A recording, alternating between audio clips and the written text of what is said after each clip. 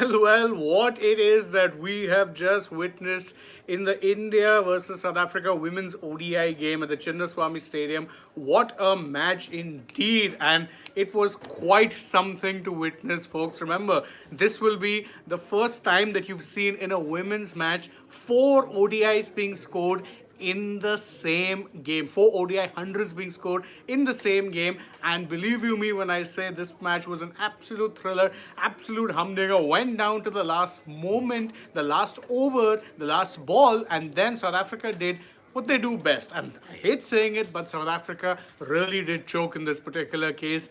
You needed 11 runs of the last over. You got a boundary. You needed, 5 odd runs after one. You needed 6 runs. And 6 runs of 4 balls, you're thinking, okay, this is definitely the batting team's game. 2 wickets fall. Then there's a 5 run run and another dot ball. At this point, you're thinking, okay, the Indian women's team had lost the game, despite what was a very good showing from the batting unit, in particular Smriti Mandhana, who, got her second consecutive 100, equal Mithali Raj's record in terms of hundreds, international hundreds for India. Harmanpreet Kaur got back into some form. At that point, also, you're thinking, oh, great.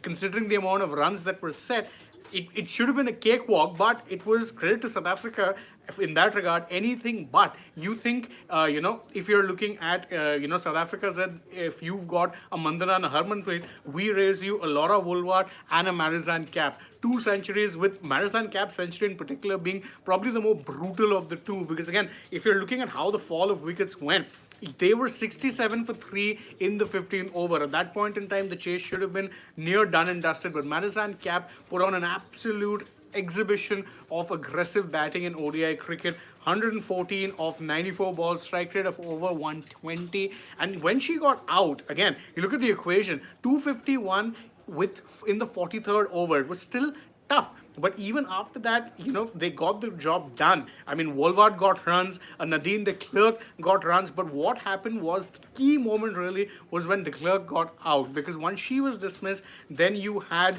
another wicket fall in Nondusimo Shangase. Golden duck in that situation, not what you needed. And Vasrakar, to be fair, who hadn't bowled the best of overs until that point in time. I mean, it started off with, a couple of full tosses, waist high. I was surprised one of them didn't get called a no ball. But it was enough in the end against the South Africa team that unfortunately ended up choking once again once the big situation came up. And in fact, as a sports fan in the comments is saying that what a match this was and what a fight by South Africa. I agree. I think both teams fought really well. But given the situation the match had reached, I think the South African team will find themselves way more disappointed. Because again, if you've reached a point where brutal hitting at the death, India's bowlers were under the pump, and you only needed 11 runs off the last over. 11 runs. It was 17 of 7, and then a 6 gets pumped. 11 runs.